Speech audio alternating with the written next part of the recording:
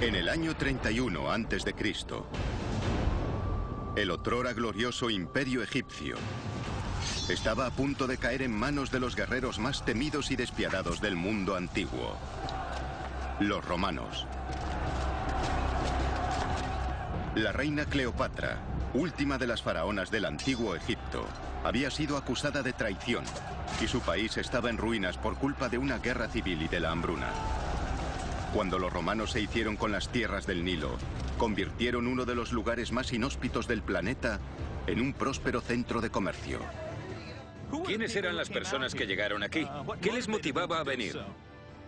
Desde el Mar Rojo hasta el Nilo, desde las ciudades perdidas hasta las montañas de esmeraldas, bajo la tierra y a través del mar, el país floreció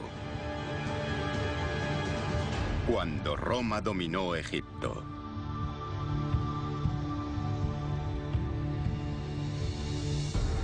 El comienzo de la historia que desembocó en la invasión romana tuvo su origen 50 años antes de Cristo. Cleopatra, la reina más famosa del mundo antiguo, fue coronada y al mismo tiempo se casó con su hermano de 11 años.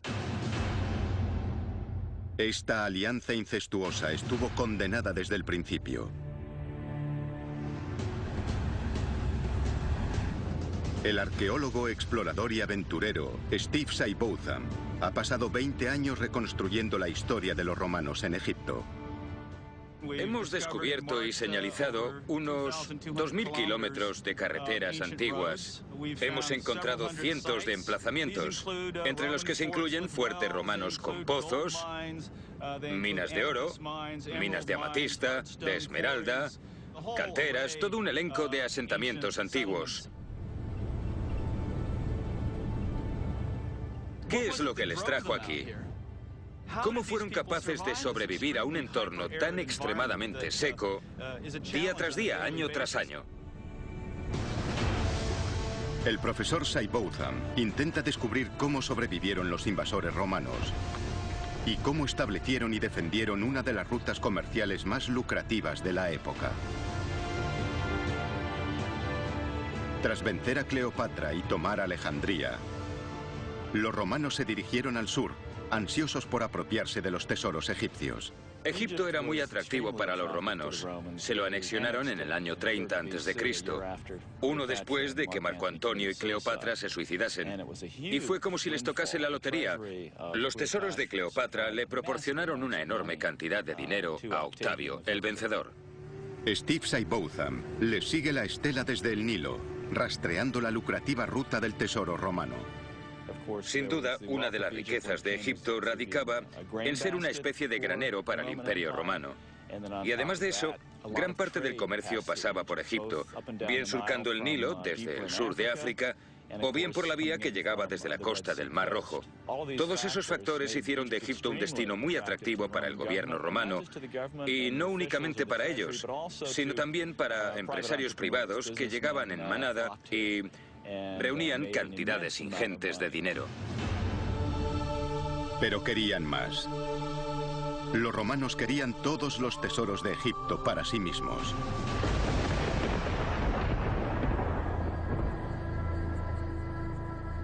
Hace 2000 años, los monumentos de los faraones ya eran antiguos.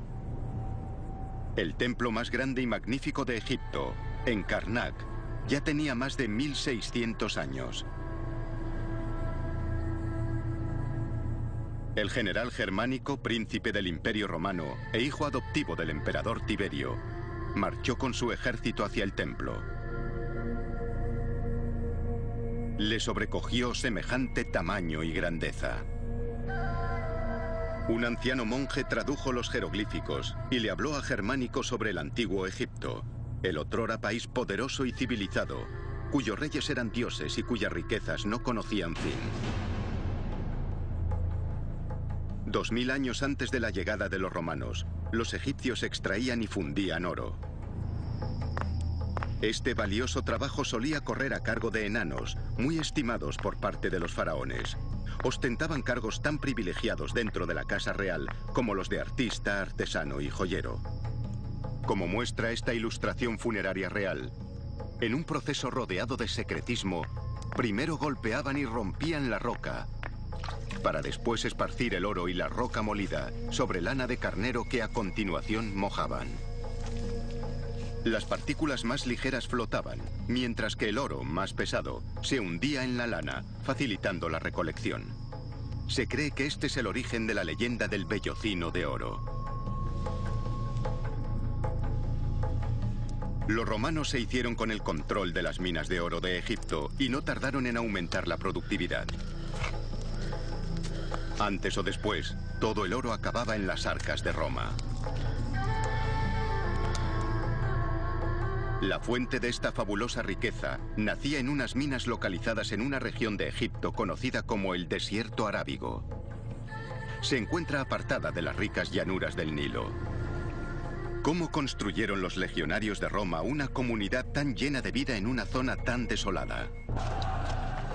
Cuando Octavio venció a Cleopatra y a su amante Marco Antonio en la batalla de Aquio, librada en el mar Jónico en el año 31 a.C., se instauró el dominio de Egipto por parte de Roma, que duraría 5 siglos. Uno de los premios fue el Desierto Arábigo, de donde los faraones habían extraído el oro y las joyas que enriquecían a su reino. Es un páramo árido del tamaño de Grecia, en donde las temperaturas veraniegas pueden alcanzar los 55 grados centígrados. Las precipitaciones medias son de 3 milímetros al año. Era un lugar inhóspito para los conquistadores romanos. Ha quedado patente gracias a nuestras investigaciones que los romanos y sus predecesores tolemaicos eran por lo general mucho mejores que nosotros a la hora de aprovechar los cauces de agua, almacenar los suministros acuíferos y distribuirlos. Los romanos trajeron consigo conocimientos arquitectónicos superiores y construyeron una serie de hidreumas, estaciones acuíferas fortificadas. La mayoría se construyeron en los mismos lugares en donde los nómadas beduinos habían excavado pozos. Los romanos tan solo los profundizaron y reforzaron. El nivel freático en esta parte del mundo puede aumentar o disminuir radicalmente, por lo que para asegurarse un suministro constante de agua tuvieron que cavar hondo. En las estaciones de agua como esta, los viajeros podían, por un módico precio, refrescarse, refrescar a sus animales y protegerse de los saqueadores del desierto. Los nuevos amos de Egipto encontraron la forma de adaptarse a las condiciones desérticas. ¿Qué los atrajo hasta aquí? Bueno, las motivaciones principales fueron, obviamente, las increíbles riquezas o el hecho de poder conseguirlas. Y los romanos sabían que la llave a esa riqueza yacía en un lugar llamado Mons Smaragdus, la montaña de la esmeralda. Esta es la ciudad abandonada de Sicaid, construida probablemente por los ancestros de Cleopatra. Albergaba a los hombres, mujeres y niños que vivían, trabajaban y morían en las vecinas minas de esmeralda. Los trabajos debieron de ser realizados a muy gran escala. Hasta ahora, Steve y su equipo han descubierto 150 casas en Sicaid, lo que sugiere que el pueblo contó con una población de unas 1000 personas y que se mantuvo durante unos 500 años. Construyeron este misterioso templo en plena roca. No se ha fechado con exactitud y tampoco sabemos a qué dioses veneraban allí. Se tardarán varios años en resolver los misterios de Sicaid, la ciudad construida sobre esmeraldas. Las esmeraldas, al igual que todas las piedras preciosas y semipreciosas, eran evidentes bienes de consumo. Eran muy demandadas, en especial por parte de las mujeres, con aquellos collares, pendientes y joyas para enseñar, para demostrar que obviamente disponían de medios económicos. Las primeras pruebas que nos indican que este lugar se llamaba Mons Smaragdus, que en latín significa montaña de la esmeralda, provienen de fuentes romanas. No existen evidencias anteriores al primer siglo a.C. de que lo estuvieran explotando, y menos de que se llamase Mons Smaragdus. Esta información aparece por primera vez en el siglo I después de Cristo, y desapareció. No solo el promontorio, sino toda la zona circundante, de donde extraían estas esmeraldas, recibía el nombre de Mons Smaragdus. Lo realmente interesante de este lugar es que se trataba de la única fuente de esmeraldas situada dentro de las fronteras del Imperio Romano. Se sabe que había minas en Austria, pero al parecer no las explotaron hasta después de la caída del Imperio Romano. No hay pruebas, o hay muy pocas, de que los romanos conociesen los diamantes o los rubíes. Esta habría sido una de las piedras preciosas de mayor consideración que se podían encontrar en el Imperio Romano. Obviamente este lugar rebosó actividad durante al menos 500 años para producir las piedras preciosas que se consumían en cantidades bastante grandes, cabe decir, a lo largo de todo el Imperio Romano. Sería muy interesante saber si parte de estas esmeraldas se exportaban más allá de los límites del imperio para goce de los vecinos bárbaros del norte, los vecinos persas del este o cualquier otro que hubiera. No sabemos si estos tenían otras fuentes a su alcance. Nadie sabe con exactitud cuántas esmeraldas extrajeron de aquí, pero debieron de ser millones. La montaña cuenta con miles de pozos mineros. En las profundidades de una de las montañas del desierto arábigo, Steve desciende hasta una antigua mina de esmeraldas, acompañado por la arqueóloga y exploradora británica Katie Hurst. Han venido para descubrir cómo extrajeron los romanos esos millones de esmeraldas durante cientos de años. Voy reptando sobre mi estómago. Si comieses bien, no podrías trabajar aquí. Sí. Mira esto. ¿Qué has encontrado? Madre mía, mira esto. ¿Qué has encontrado? Mira. Oh, caramba. Fíjate. Estas grietas angostas se excavaron a mano. Baja todavía más. Las esmeraldas estaban muy arraigadas en la roca y se extraían con herramientas metálicas básicas. Me Y encanta. a mí, fíjate en las marcas del pico que hay. Están por Sí. todo el lugar. Oh, vaya. Pueden verse los tajos que hicieron con los picos. Mira aquí. Sí, sí. ¿Te imaginas cuánto trabajo debió de darles todo esto? Y todo para contentar a las señoras de Roma. Sí, Con todos aquellos collares y joyas. sí. Fíjate cómo resplandece esta piedra. ¿Es por las esmeraldas Es o...? mica. ¿Mica? Sí, debieron de sacar las esmeraldas de ahí. Se me deshace como la mantequilla en las manos. Claro. Cielos, mira. ¿Te imaginas esto iluminado solo con una lámpara de aceite? Y todo el humo que aquello generaba tenía que ser horrible. Entre el aire viciado y el humo de las lámparas, debía de apestar. Bajemos por aquí. Tal vez. ¡Wow, wow, wow, wow! Estoy bien. Con cuidado, estoy bien, con cuidado. Estoy bien. Vaya, ¿Qué? me he caído en un buen sitio. Hay montones de fragmentos de ánfora por aquí. Aquí debajo. Ve con cuidado. Sí. Caramba, mira esto. Mira esto. ¿Qué has encontrado? Toma ya. ¿Es una jarra? Es la boquilla de un ánfora, con un asa y todo. ¿La ves? Esto es fantástico. ¿A que sí? Diría que la última persona que usó esto fue hace 1500 o 2000 años. Fíjate, está en buen estado. Muy bueno. Sí. Ese trozo de cerámica, una ánfora rota, seguramente contenía la ración de agua de un minero romano.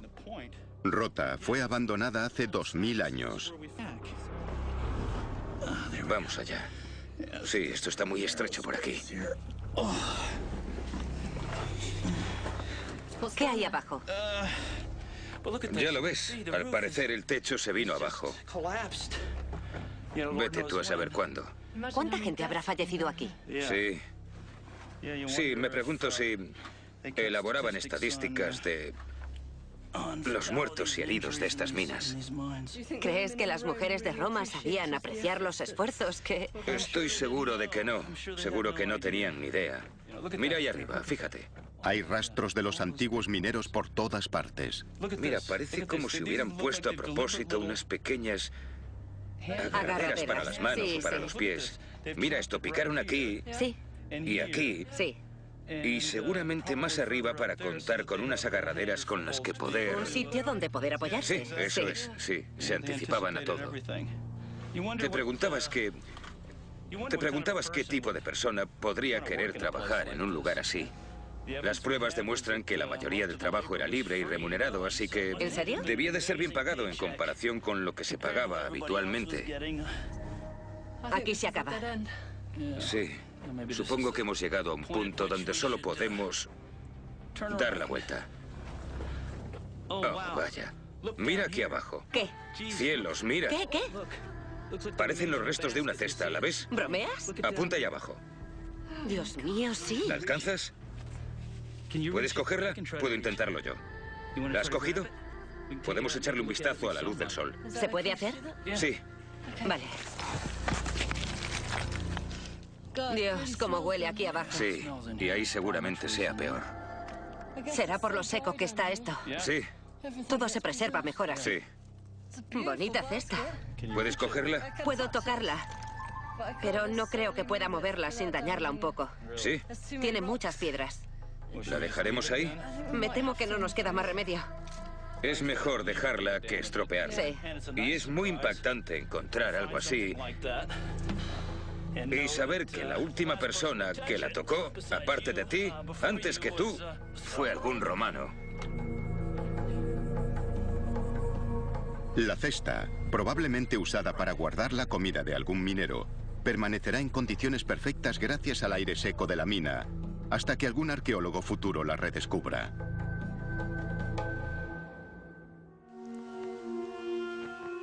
En la antigüedad, a las esmeraldas las llamaban fuego verde. Las gemas se enviaban a Roma para satisfacer la demanda de las clases poderosas. Al emperador Nerón le impresionó tanto el fuego verde que solía usar catalejos de esmeralda para contemplar las matanzas en los combates de gladiadores. Con el mercado egipcio de las materias primas bajo control, los romanos siguieron avanzando, construyendo ciudades en el desierto a su paso. Fuertemente fortificadas y abandonadas a día de hoy, estas localizaciones suscitan muchas preguntas sin respuesta. ¿Quién podría querer vivir aquí? ¿Y por qué estaban tan fuertemente defendidas? ¿De quién tenían tanto miedo los romanos?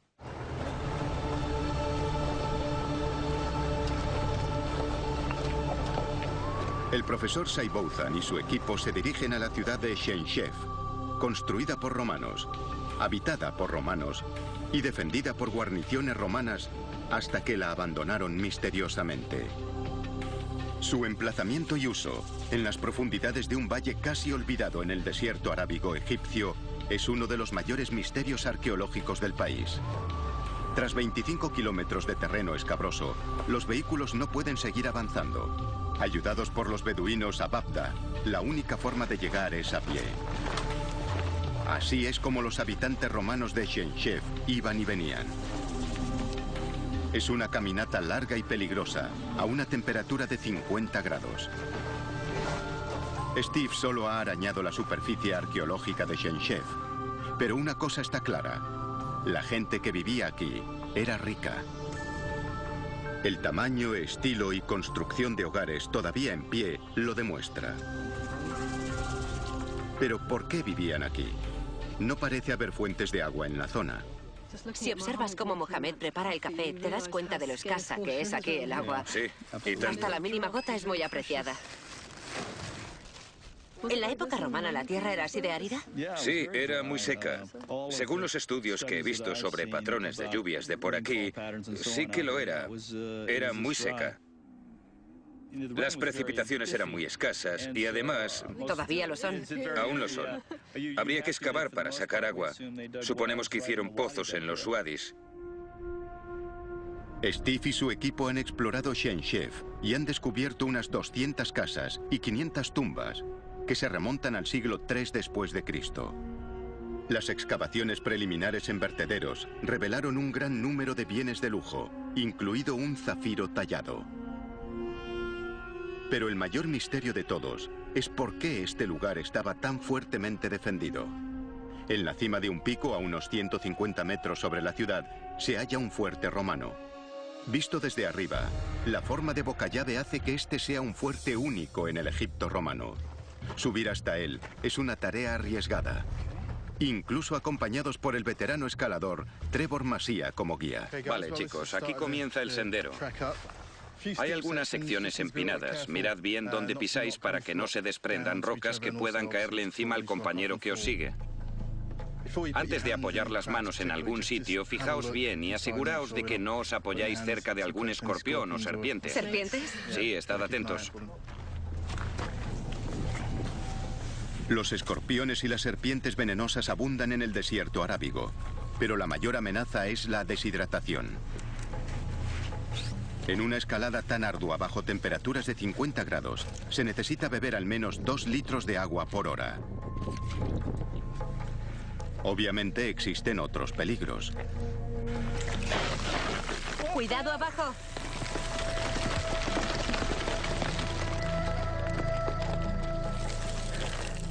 Continúa. ¿Estáis bien? Sí, sube, sube. Debió de ser una vida muy dura para los desafortunados soldados romanos destinados en Chenchev. Como duro era cargar con comida y agua hasta aquí. ¿Tienes idea de cuánto tiempo podían pasar destinados aquí, Steve? A veces te mandaban durante 3 meses, otras 7 y otras 18 meses. 18 meses. Sí. Parece que para nuestro guía esto es coser y cantar. Tras una subida larga y calurosa, Steve y Katie entran por lo que una vez fue la puerta principal del fuerte. Vaya, Sí. menudas vistas. Unas vistas preciosas del Mar Sí. Rojo. Desde aquí se evidencia por qué los romanos eligieron esta cumbre. Tiene una vista panorámica de 360 grados, perfecta contra cualquier enemigo llegado desde cualquier dirección. Pero ¿por qué los romanos se decidieron a construir un segundo fuerte en una cumbre vecina y unirlos con 2 muros? Sigue siendo un misterio. Es el único fuerte que hemos encontrado en la región que guarda una disposición tan rara, con los 2 fuertes en las 2 cumbres, conectados mediante 2 muros paralelos. Es un poco raro. Muy extraño, sí. No tengo ni idea. Bueno, supongo que si tienes estas vistas del valle desde aquí, si Sí. te ponías en aquel podías ver aún más lejos. Unas vistas un tanto diferentes. De ese modo cubrían todos los ángulos. Hasta que no se realicen más excavaciones, Chenchev seguirá ocultando sus secretos. Los romanos avanzaron hacia el este, a través de los desiertos de Egipto. Solo se detuvieron cuando llegaron a Berenice, en las costas del Mar Rojo. Resulta difícil imaginar que Berenice fuese entonces una ciudad dinámica, uno de los centros comerciales más lucrativos del mundo conocido. Las expediciones de Steve de los últimos 20 años se han centrado en esta zona. Hasta ahora ha encontrado unos 20.000 artefactos, desde pendientes de perlas hasta estatuas, desde lámparas de aceite hasta cadáveres, desde piedras preciosas hasta perlas de vidrio, todos con una historia que contar. El arqueólogo Steve Seibotham lleva explorando el desierto arábigo egipcio desde hace más de 20 años. En Berenice, junto al Mar Rojo, ha desenterrado una enorme colección de artefactos que se guardan en un almacén de alta seguridad. Muchos de ellos son únicos. La colección incluye inscripciones enormes de la parte frontal de un fuerte derruido, esta en concreto dedicada al emperador Vespasiano. Entre los objetos más comunes se hallan reliquias romanas de ámbito diario como ánforas, las omnipresentes jarras en las que se almacenaban vino o aceite. Suelen hallarse rotas, pero en Berenice, la cerámica hecha añicos también es importante. Tenemos cientos, literalmente cientos de estos fragmentos y básicamente son piezas de cerámica, trozos rotos de cerámica. En la antigüedad los usaban. Como podéis ver, cogían tinta negra y escribían sobre ellos. Lo que escribieron, al menos en los que sacamos de Berenice, son anotaciones. Aquí anotaban el nombre de las personas que pasaban por las tiendas de trueque. En algunos casos sabemos los nombres de estas personas y también anotaban el número de ánforas que contenían vino, aceite y esas cosas. Son un reflejo muy revelador del tipo de bienes de consumo que atravesaban el puerto. Por supuesto, las personas sobre las que se escribía todo esto, en documentos como este, eran mercaderes e iban allí a hacer dinero. Pero ¿cómo podían los mercaderes hacer dinero en uno de los nudos comerciales más remotos del mundo romano? Steve encontró la respuesta en uno de los edificios más importantes y antiguos de Berenice. Estoy sentado sobre el techo de este templo de Serapis en Berenice. Sin duda el punto más elevado de la ciudad antigua.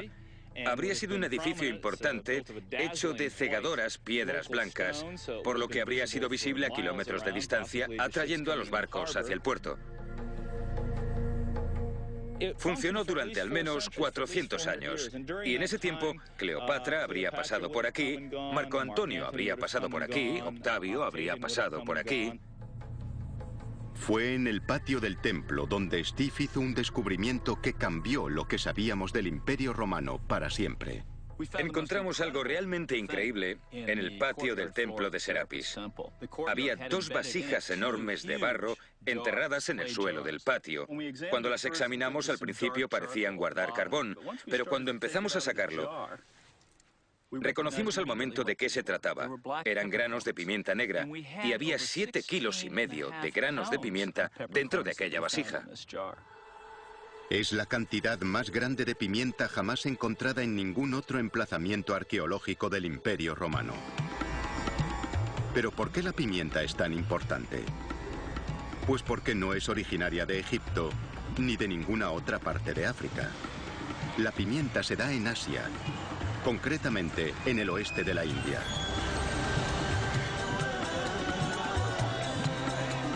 El bote de pimienta que encontró Steve en el templo es la prueba definitiva de que los romanos dieron con el modo de navegar por el Océano Índico, más allá de las fronteras del mundo conocido.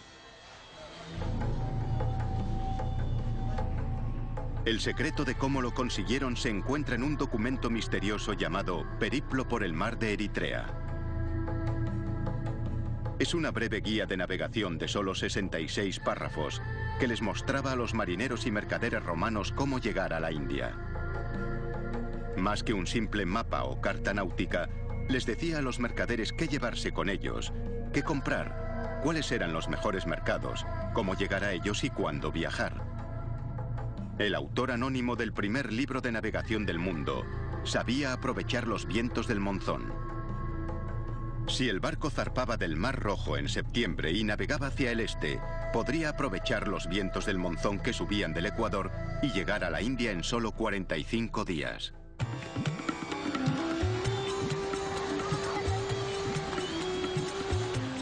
A los pocos años de llegar los romanos a Berenice, ya estaban comerciando con las tierras donde hoy se encuentra Yemen, Omán, Pakistán y la India.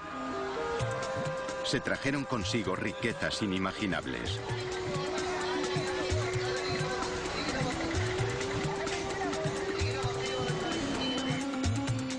Berenice se convirtió en una ciudad muy dinámica, un mercado multinacional en el que todo se podía comprar y vender.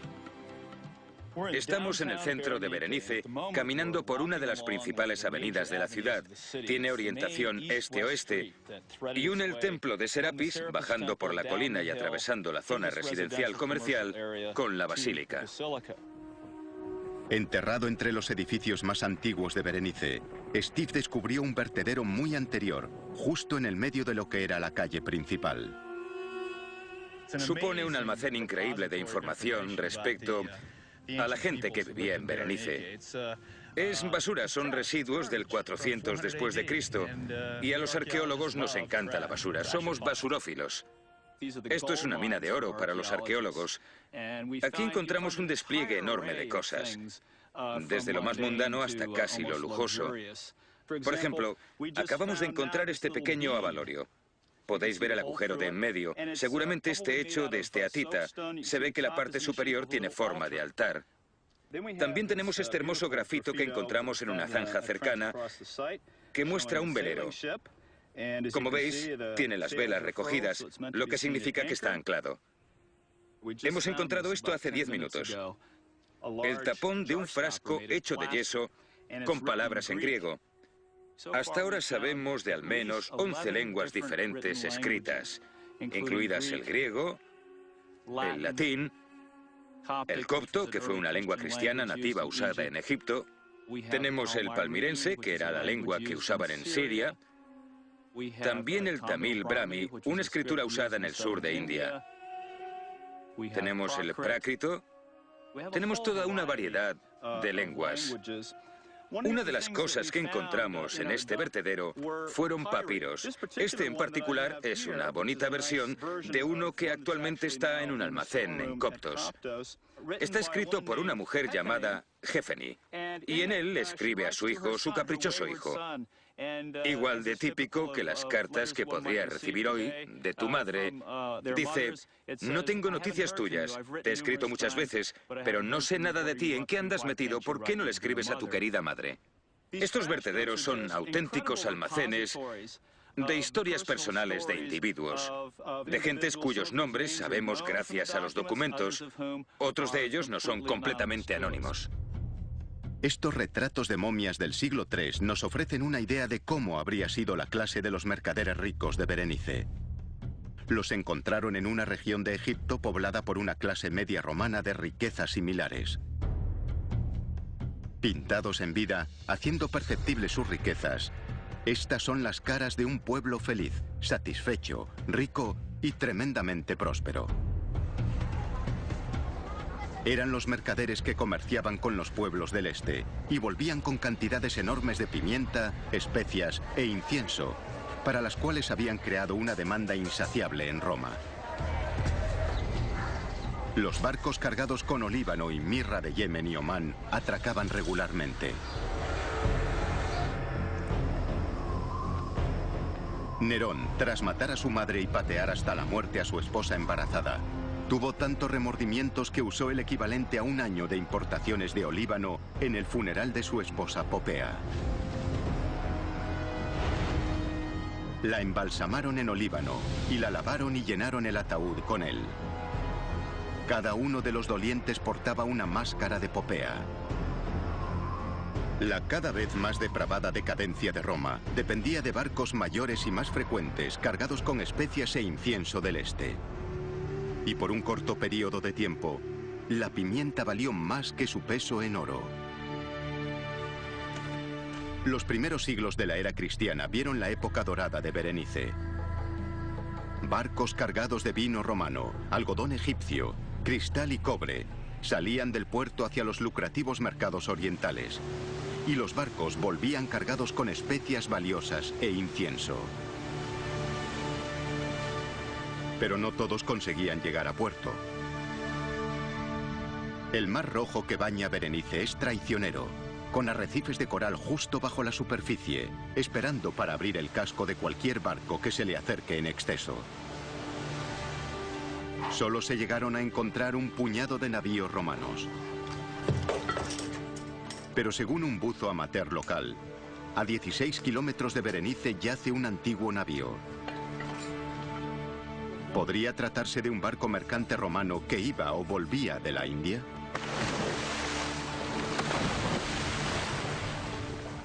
Cuando nos metimos en el agua, vimos que estaba increíblemente clara, y mientras buceábamos al lado del arrecife, empezamos a ver cosas que creíamos que podían ser ánforas. Nos sumergimos y rodeamos un coral. Y de repente vimos un trozo de ánfora tirado en el suelo marino. Fue increíble. Y además era un trozo grande. Diría que de 1 metro de largo. No tenía ningún asa. Y dentro tenía corales encostrados. Pesaba lo suyo, pero fue un momento muy emocionante al encontrar restos de actividad romana en la zona. Dado que eran tan comunes en los yacimientos romanos, las ánforas ofrecen pistas a los arqueólogos. La forma y tamaño sugieren lo que una vez contuvieron y lo antiguas que son. Después encontramos la mitad superior. Debía de medir al menos medio metro. Rondaba quizá los 60 centímetros.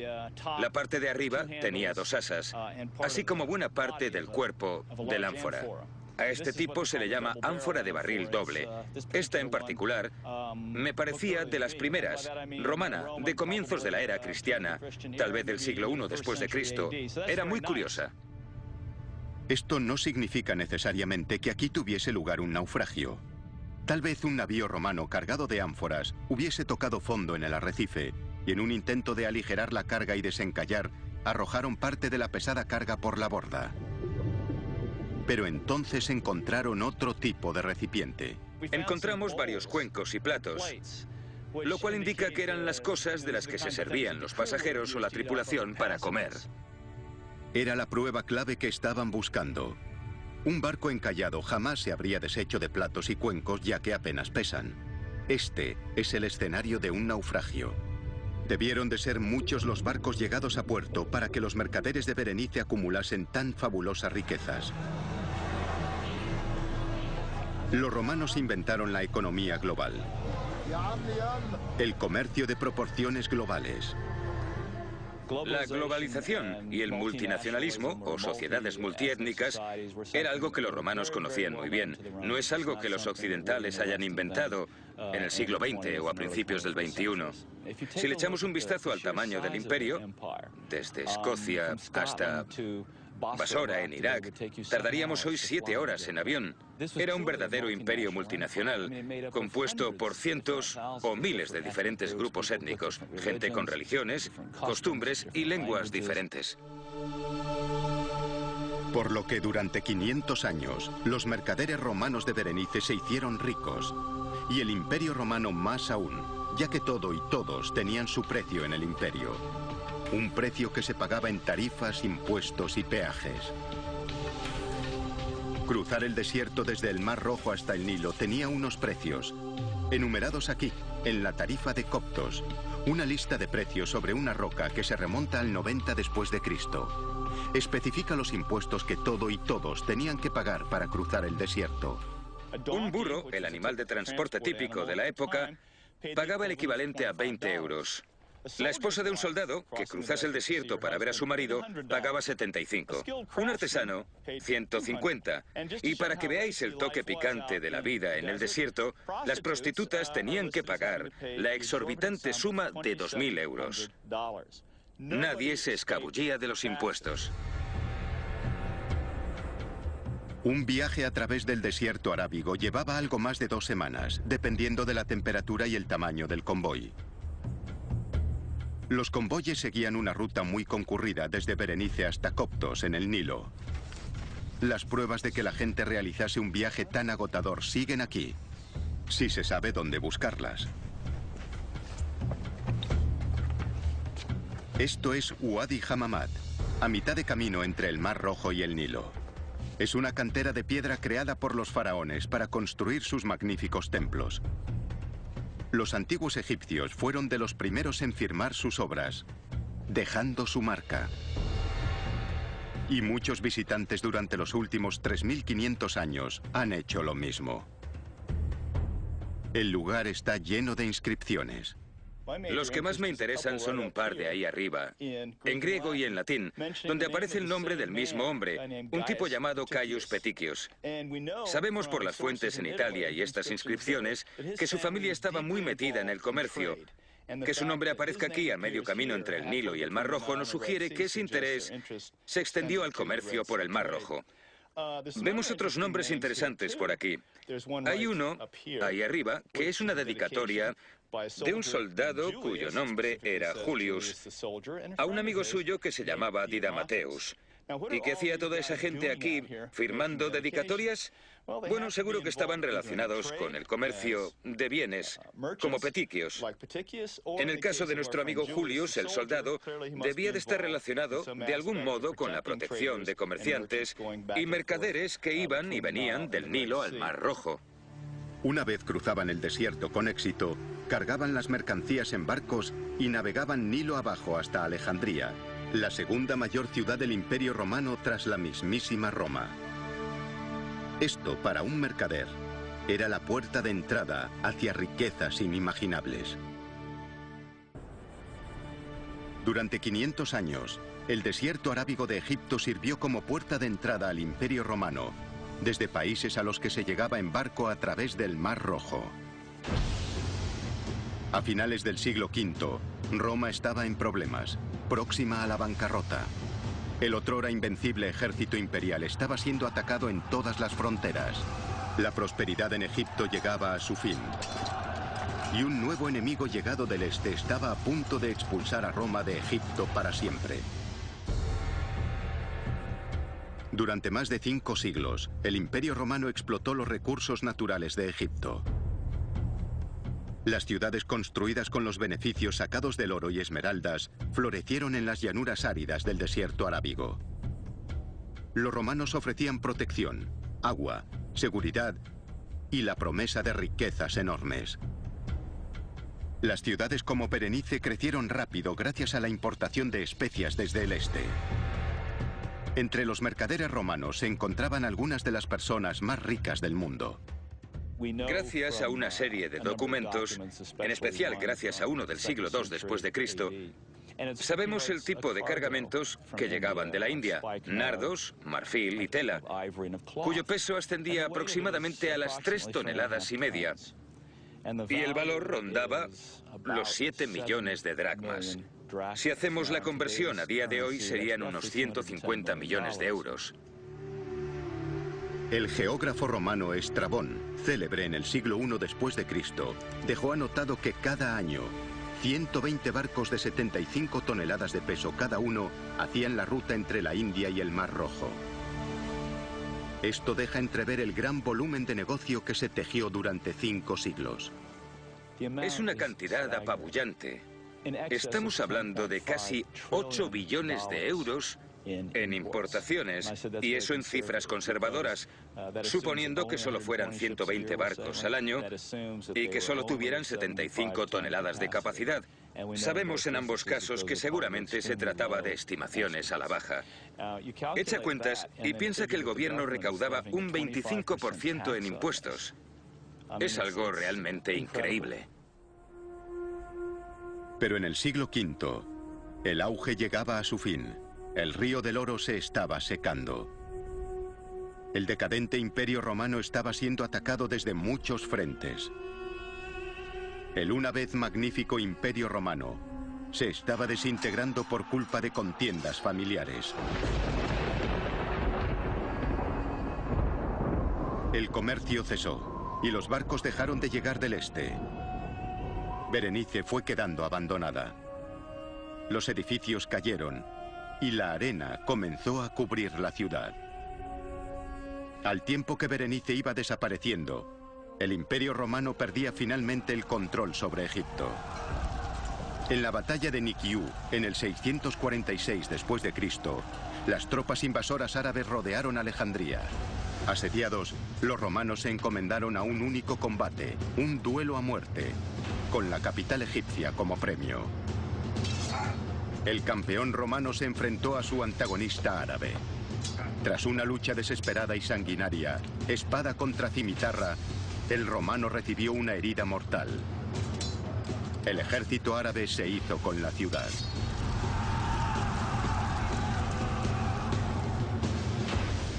Finalmente, tras más de 600 años, una cadena de sucesos que había empezado con la boda de Cleopatra y su hermano, acabó con sangre sobre la arena del desierto. Los romanos se vieron obligados finalmente a entregar las llaves del cofre del tesoro más lucrativo de la historia.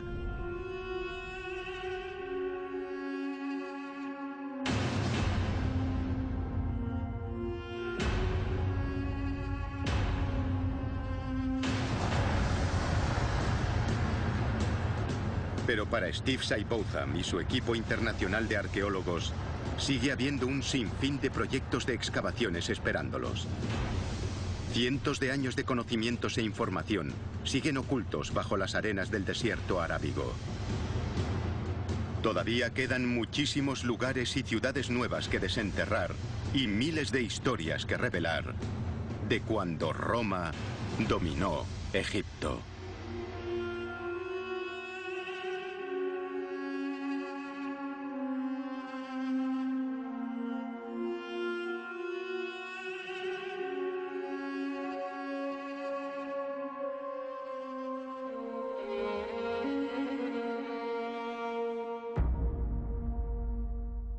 Magnífico de Egipto, en Karnak, ya tenía más de 1600 años.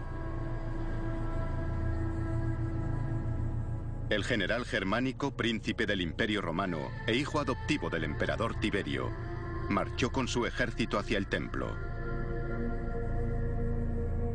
Le sobrecogió semejante tamaño y grandeza.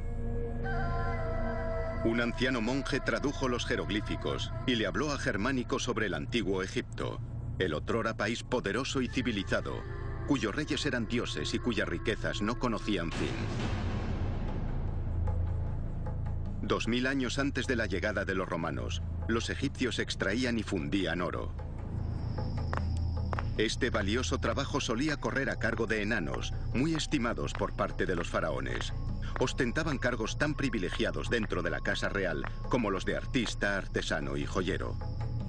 Como muestra esta ilustración funeraria real, en un proceso rodeado de secretismo, primero golpeaban y rompían la roca, para después esparcir el oro y la roca molida sobre lana de carnero que a continuación mojaban. Las partículas más ligeras flotaban, mientras que el oro más pesado, ansiosos por apropiarse de los tesoros egipcios. Egipto era muy atractivo para los romanos. Se lo anexionaron en el año 30 a.C., uno después de que Marco Antonio y Cleopatra se suicidasen. Y fue como si les tocase la lotería. Los tesoros de Cleopatra le proporcionaron una enorme cantidad de dinero a Octavio, el vencedor. Steve Seibotham les sigue la estela desde el Nilo, rastreando la lucrativa ruta del tesoro romano. Sin duda, una de las riquezas de Egipto radicaba en ser una especie de granero para el Imperio Romano. Y además de eso, gran parte del comercio pasaba por Egipto, bien surcando el Nilo desde el sur de África, o bien por la vía que llegaba desde la costa del Mar Rojo. Todos esos factores hicieron de Egipto un destino muy atractivo para el gobierno romano, y no únicamente para ellos, sino también para empresarios privados que llegaban en manada y reunían cantidades ingentes de dinero. Pero querían más. Los romanos querían todos los tesoros de Egipto para sí mismos.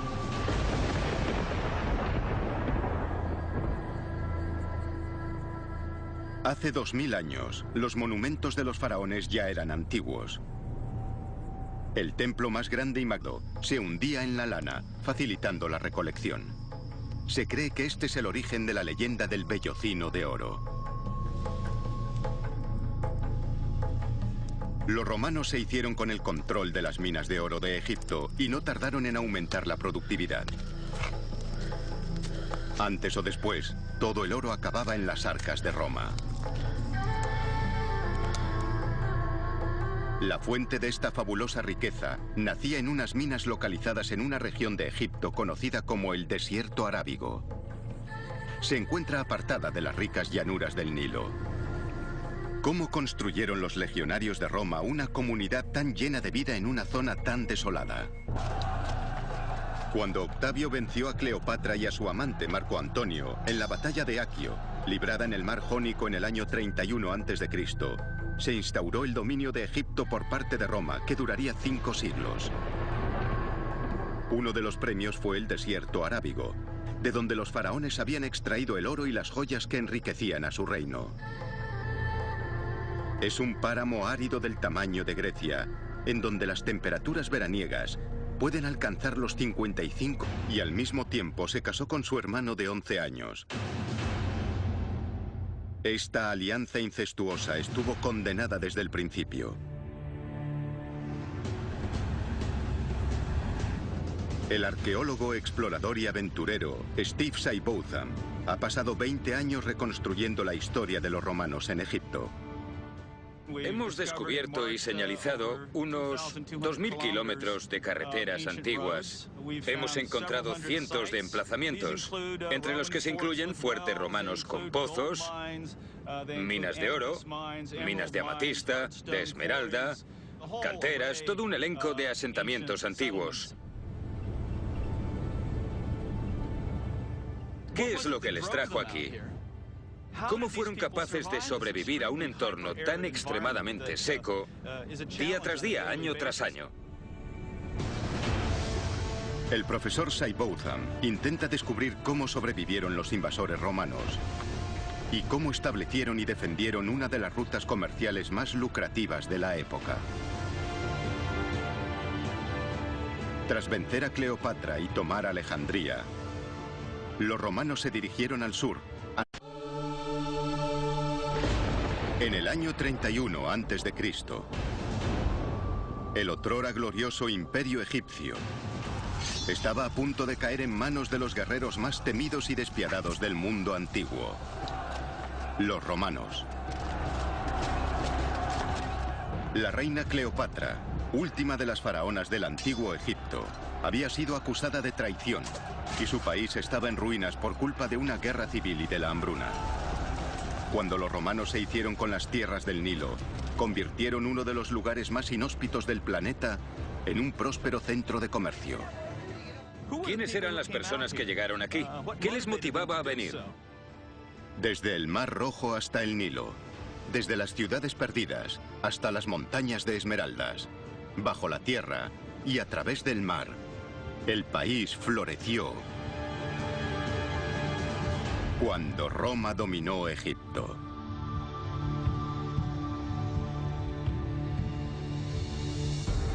El comienzo de la historia que desembocó en la invasión romana tuvo su origen 50 años antes de Cristo. Cleopatra, la reina más famosa del mundo antiguo, fue coronada